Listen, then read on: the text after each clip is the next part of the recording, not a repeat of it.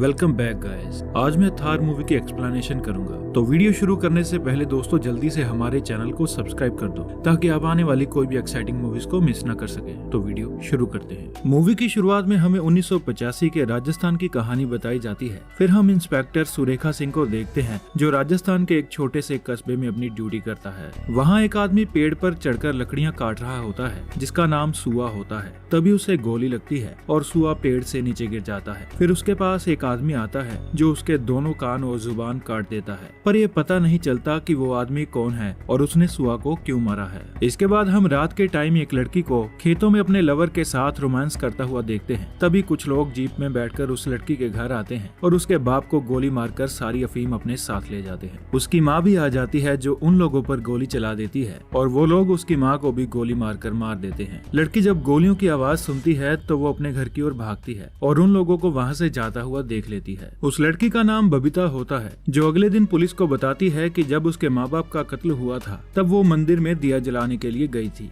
उसके माँ बाप को मारने के बाद डकैत घर में रखा सारा कीमती सामान भी ले गए, पर उसने किसी का चेहरा नहीं देखा। सुरेखा सिंह समझ जाता है कि लड़की बात छुपा रही है। सुरेखा सिंह को पता था कि उसका बाप अफीम की तस्करी करता था और डकैत वहाँ अफीम लेने आए थे जो उसके बाप को मारकर वहाँ से सारी अफीम ले गए। इसके बाद हम एक आदमी को देखते हैं जिसका नाम सिद्धार्थ होता है। वो अपने किसी काम के लिए गांव में पढ़े लिखे लोगों की तलाश कर रहा था। एक गांव वाला कहता है कि पन्ना पढ़ा लिखा है और वो शहर में काम भी कर चुका है। सिद्धार्थ पन्ना के घर जाता है तो उसकी बीवी चेतना बताती है कि वो शहर गया हुआ है और 5-6 दिन में आ जाएगा। एक छोटा लड़का सुआ की लाश को पेड़ से लटकता हुआ देख लेता है और पुलिस को बता देता है। जब सुरेखा सिंह वहाँ आकर इन्वेस्टिगेशन करता है तो उसे पता चलता है कि सुआ को काफी टॉर्चर करके मारा गया है। उसके सीने पर कुल्हाड़ी से काफी वार भी किए होते हैं। तो सुरेखा सिंह समझ जाता है कि ये डकैतों का काम नहीं है बल्कि इन सब के पीछे कोई और ही है। गांव में इन्वेस्टिगेशन करते हुए वो माखन के ढाबे पर जाते हैं। वहां पर उन्हें सिद्धार्थ भी मिलता है। सिद्धार्थ के वहां से जाने के बाद ढाबे का मालिक माखन बताता है कि सिद्धार्थ एंटीक चीजों का बिजनेस करता है जो पुरानी हिस्टोरिकल चीजों को दिल्ली में जाकर महंगे दामों पर बेचता है। वो रोज मेरे ढाबे में चाय पीने के लिए आता है और एक कोने में बैठकर अपना सारा काम करता है। सुरेखा सिंह सुआ की फोटो दिखाकर उसके बारे में पूछता है तो माखन बताता है कि ये पन्ना, कुंवर और धन्ना का दोस्त सुआ है जो पास वाले गांव में रहते हैं और अक्सर वो चारों मिलकर शहर में अपना काम करते हैं।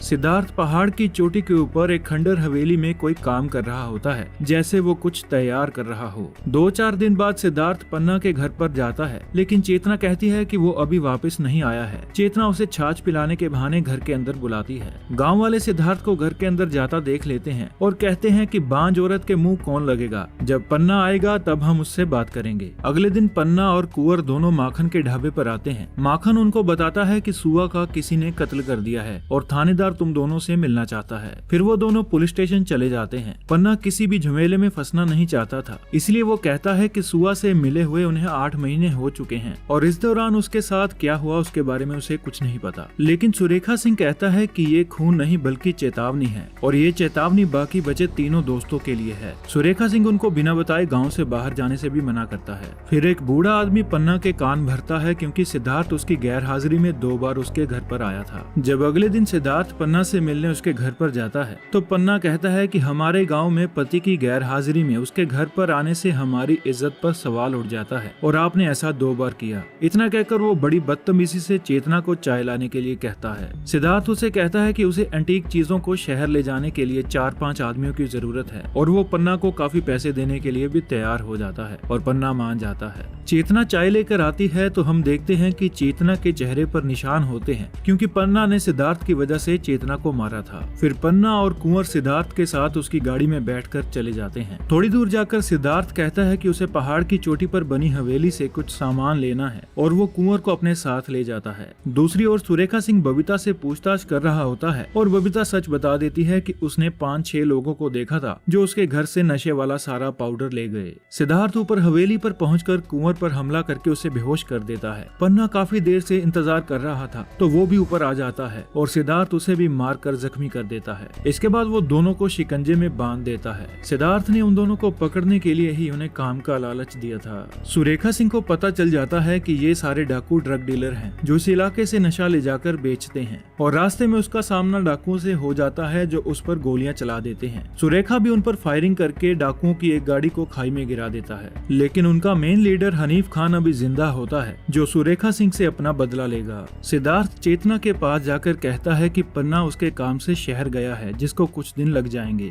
और पन्ना ने किराए पर उसे घर के ऊपर वाले कमरे में रहने के लिए कहा है, और सिद्धार्थ ऊपर वाले कमरे में चला जाता है। सुरेखा सिंह डाकुओं के एक आदमी को पकड़कर उससे सारी इन्फॉर्मेशन ले लेता है। वो बताता है कि हनीफ खान पाकिस्तानी आर्मी में था जो अब ड्रग डीलर है। बबीता का बाप सारा माल खुद ही बेचने वाला था, इसी वजह से हनीफ खान ने उसे मार दिया और सारा माल लेकर चला गया। सिद्धार्थ पन्ना के पास जाता है जिसको उसने बांध रखा था। सिद्धार्थ उसके पैर में एक बहुत बड़ा कील हथौड़े से मार मार कर पूरा अंदर घुसा देता है। वो पन्ना को बहुत बुरी तरह से टॉर्चर करता है जिसकी चिल्लाने की आवाजें सुनकर कुंवर भी हिल जाता है, और जो कुछ उसने पन्ना के साथ किया था वही वो कुंवर के साथ भी करता है। लेकिन सिद्धार्थ उनको इतनी बुरी तरह से टॉर्चर क्यों कर रहा था इस बात का पता नहीं चलता। सुरेखा सिंह को पता चल चुका था कि हनीफ खान ने सिर्फ बबीता के घर में डाका मारा था और उसके माँ बाप को मारा था, लेकिन सुआ को दरिंदे की तरह मारने वाला कोई और ही है। इसकी इन्वेस्टिगेशन करने के लिए वो पन्ना के घर जाता है, लेकिन चेतना कहती है कि पन्ना शहर गया है। तभी वहाँ सिद्धार्थ भी आ जाता है जो कहता है कि उसने अपने काम से पन्ना को दिल्ली भेजा है। सुरेखा सिंह कहता है कि तुम मुझसे दूसरे गांव में माखन के ढाबे पर भी मिले थे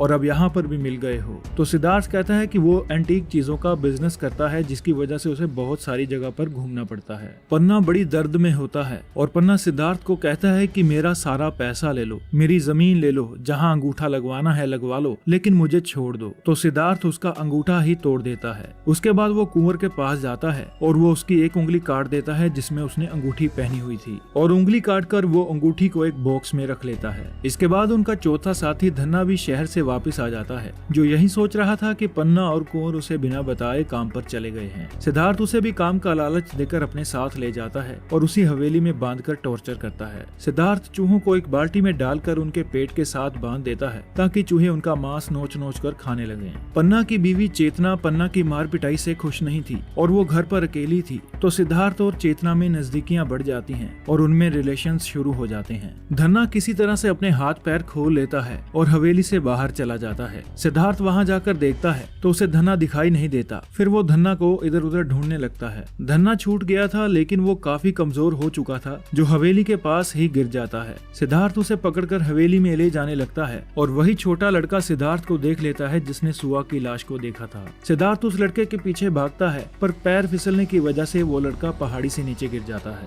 इसके बाद सिद्धार्थ धन्ना के ऊपर पेट्रोल डालकर उसे जिंदा जला देता है, लेकिन सिद्धार्थ ऐसी दरिंदगी क्यों कर रहा था इस बात का पता नहीं चलता। सुरेखा सिंह उसी जगह इन्वेस्टिगेशन करने के लिए आता है जहां वो बच्चा गिर गया था। उसे कुछ पैरों के निशान दिखाई देते हैं, तभी उनके ऊपर कोई गोलियां चला देता है और भूरा वहीं पर मर जाता है। सुरेखा सिंह को पता नहीं चलता कि उन पर गोलियां कौन चला रहा है, तो हम देखते हैं कि हनीफ खान स्नाइपर लेकर उन पर गोलियां चला रहा था। फिर सुरेखा सिंह एक ट्रक के साथ लटक कर अपनी जान बचाकर वहां से भाग जाता है। सिद्धार्थ चेतना से कहता है कि उसका काम खत्म हो चुका है, अब वो शहर वापस जा रहा है। चेतना अब सिद्धार्थ से प्यार करने लगी थी, जो उसके साथ लिपट जाती है और कहती है कि मैं भी साथ चलूंगी। धन्ना की पत्नी उन दोनों को एक साथ देख लेती है और उसे अपने पति धन्ना की चिंता होने लगती है, तो वो सुरेखा सिंह के पास चली जाती है और बताती है कि धन्ना और सुआ ने 8 महीने पहले जमीन लेकर अफीम की खेती का काम शुरू किया था, जिसके बारे में उन्होंने पन्ना और कुंवर को नहीं बताया था। सुरेखा अफीम के खेतों की तलाशी लेता है और वहाँ उसे कागजों में दिल्ली का एक एड्रेस मिलता है। ये सिद्धार्थ का ही एड्रेस होता है जो सुरेखा सिंह ने सिद्धार्थ से लिया था।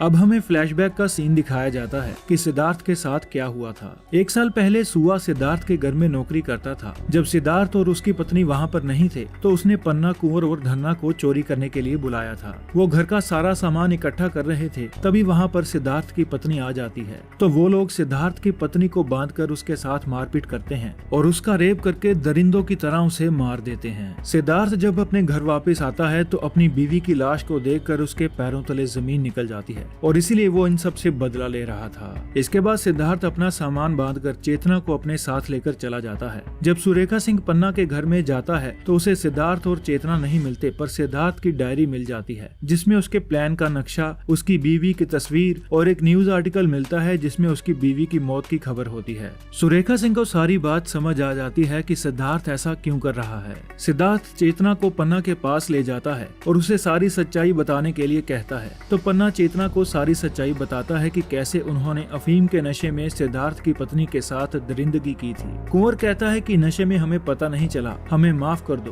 पर सिद्धार्थ उसे शूट कर देता है। सुरेखा सिंह अपनी पुलिस फोर्स के साथ पहाड़ी के ऊपर सिद्धार्थ को पकड़ने के लिए जाता है, पर हनीफ खान और उसके आदमी सुरेखा सिंह पर गोलियां चला देते हैं और दोनों ओर से फायरिंग शुरू हो जाती है। सुरेखा सिंह भागकर पहाड़ी के ऊपर जाने की कोशिश करता है तो हनीफ खान उसके पैर में गोली मार देता है, और जब हनीफ खान उसे पास आकर मारने की कोशिश करता है तो सुरेखा सिंह हनीफ खान को शूट कर देता है। सिद्धार्थ पन्ना के ऊपर पेट्रोल डालकर उसे भी जला देता है। चेतना ये सब कुछ देख रही थी, लेकिन उसके पति पन्ना ने जो दरिंदगी की थी उसकी यही सजा थी। जब सुरेखा सिंह वहां पहुंचता है तब तक सिद्धार्थ अपना बदला पूरा कर चुका था। सुरेखा सिंह उसे सरेंडर करने के लिए कहता है, लेकिन तभी चेतना सिद्धार्थ को शूट कर देती है और वो मर जाता है। जो बच्चा पहाड़ी से गिरा था सिद्धार्थ ने उसे बचा लिया था और उसने उसे अपने पास ही रखा था। फिर कुछ महीनों बाद हम देखते हैं कि चेतना प्रेग्नेंट हो चुकी है, जो सिद्धार्थ के बच्चे की मां बनने वाली है। दरअसल चेतना बांझ नहीं थी, उसके पति पन्ना में ही कोई कमी थी, पर सब गांव वाले चेतना को ही भला बुरा कहते थे।